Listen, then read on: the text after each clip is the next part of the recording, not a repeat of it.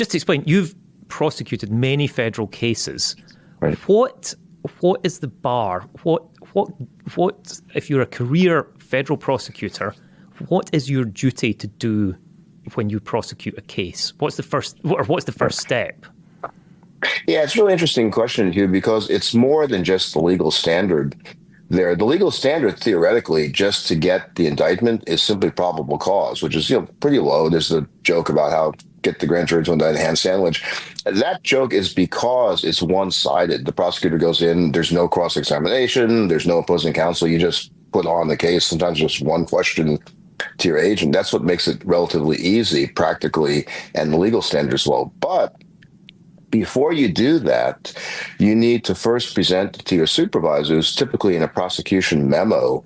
You lay out the pros and the cons in a more serious, complicated case, particularly if it's a case involving a very high-profile, politically charged situation. You want to run that up the chain, make sure everybody agrees with your assessments of that.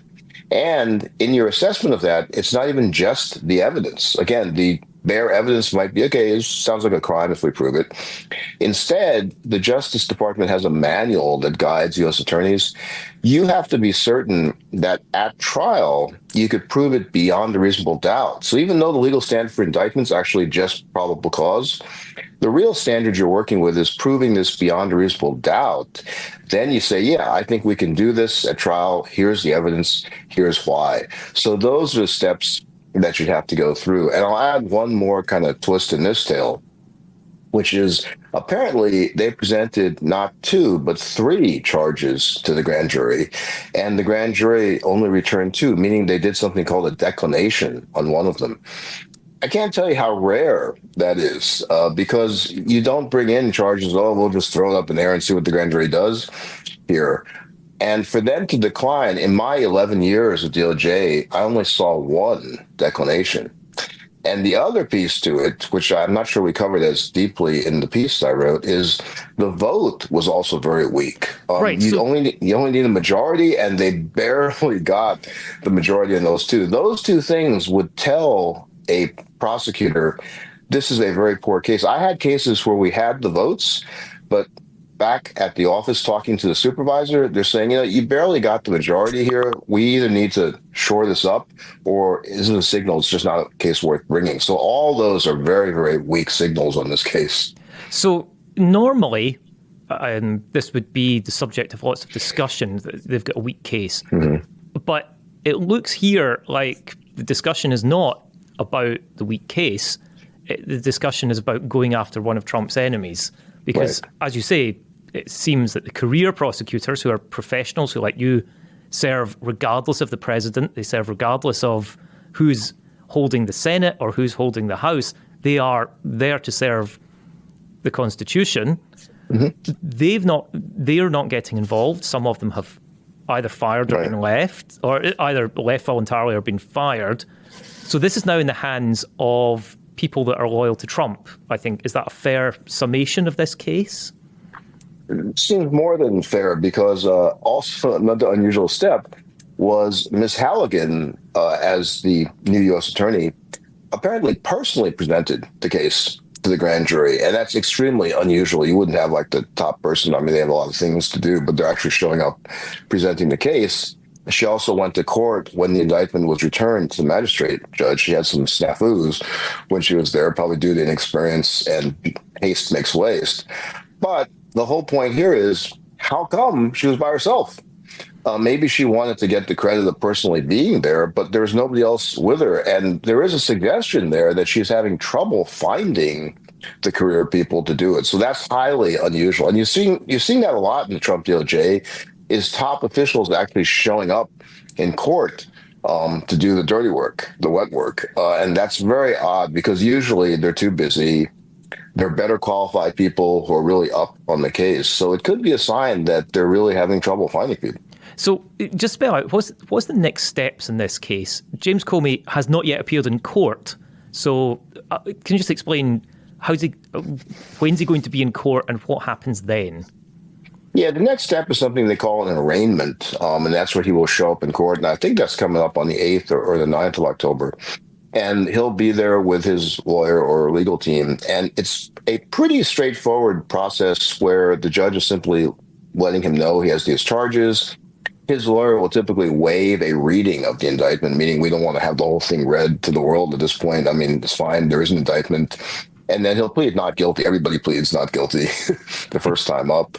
And then they'll set some schedules, which are important for pretrial motions.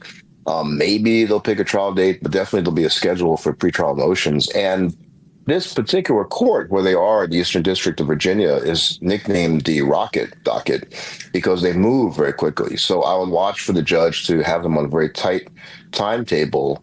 We might even see a motion filed before then to seek to dismiss the case, but we're going to start to see a big flurry of the legal motions going back and forth now.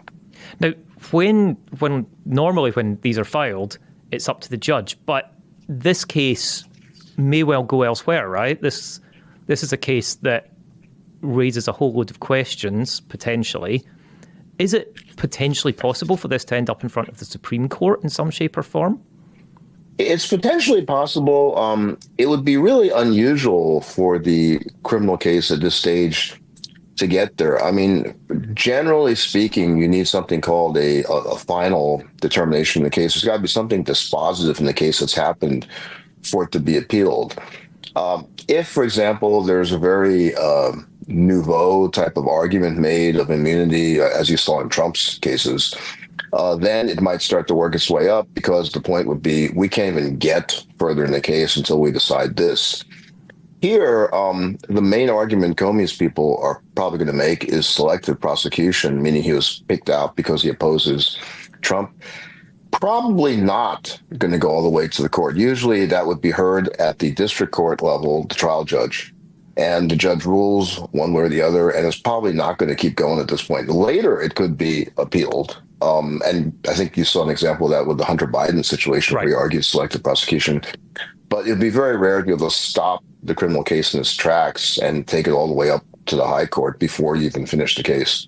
Now, you wrote in your piece, which was a brilliant exposition of this case, about selective prosecution, and you pointed out it's not something that often gets raised, and even when it gets raised, it's not very likely to be successful. But this, right, again, seems a bit different. Yeah, those are very hard cases to prove. I can't tell you how many clients I've had that say, I want this to be argued as selective prosecution. It's really a hard standard to meet because the reason it's really hard practically is you have to show the malicious intent there. You have to somehow have proof that the prosecutors are saying, oh, we're going to pick you, and other people, we usually don't pick them for the same kind of crime.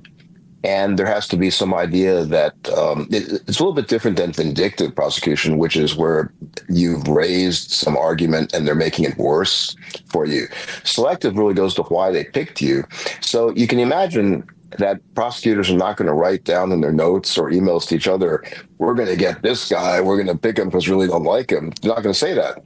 But that's not true here because you have tons of statements from President Trump, from his White House officials, literally prejudging the case, saying what a terrible guy this is. He's a criminal. We got to get him.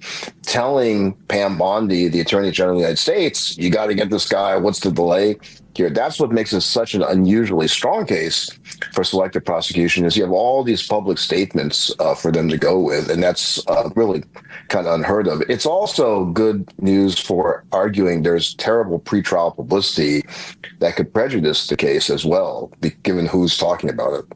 Now, let's just explain pretrial publicity, right? We are talking about this trial, this case, it's getting publicity. Right. There's no reason not to. There's nothing wrong with that. The First Amendment allows that. But why? What's wrong with who is it that is forbidden from giving pretrial publicity? Who should not be talking about it? Anyone who can strongly influence the court of public opinion, and here's what I mean by that. There's nothing wrong with publicity, and the key term in judging the fairness of something in legal cases is the word prejudicial. A lot of people will say that certain evidence shouldn't come in as prejudicial. Well, of course it's prejudicial because it helps one side or the other, but it's got to be wrongly prejudicial. It can't be just that I don't like it. So here, judges will sometimes say gag orders. They'll tell the prosecutors, I don't want to have you giving a press conference on the courthouse steps. Same thing with the defense counsel. And if it's a very notorious case, you're in a small town, there's been a murder, everyone's talking about it. And the defense counsel might say, we got to move this someplace else. And this whole community is abuzz with this. We can't get a fair trial here. Here, you'd have to move it, I don't know, some other universe, because there's no way to find a place where people haven't heard about it. And the problem here with that you need to find the place that has not heard of Donald Trump. That's exactly right. Okay. And if we found that place, we can be sure that Trump would immediately fix that for us. I think some people might be moving there. If you right. find it, I think, we could set up, there'd be, it wouldn't be colonize Mars. I think there'd be an exodus, but that's right. That would work. But that universe doesn't exist. So Donald Trump, all the times that he's called James Comey deranged and crooked and a liar, this is all going to be thrown into the court case, is what you would expect. Exactly, because the argument will be this kind of statement from like the world's biggest bully pulpit is going to taint all of the jury pool. And it kind of works both ways, too. I mean, you certainly could have people who say, I can't stand, the president's remarks. I can't stand him. I don't care if it's his DOJ. I'm voting against them. So it works to both sides. But the defense is going to say these kinds of remarks, telling everybody they're prejudging the case. He's a terrible human being. That makes it impossible to get a fair trial any place on the planet, really. And that's the argument that's going to be made. Not as strong as the selective prosecution case, because as you're pointing out, of course, there's publicity in this case. And the judge will say, well, we can take care of that in jury selection. We'll ask a lot of questions, try and really ferret out the prejudices here. But it's definitely going to be a big issue.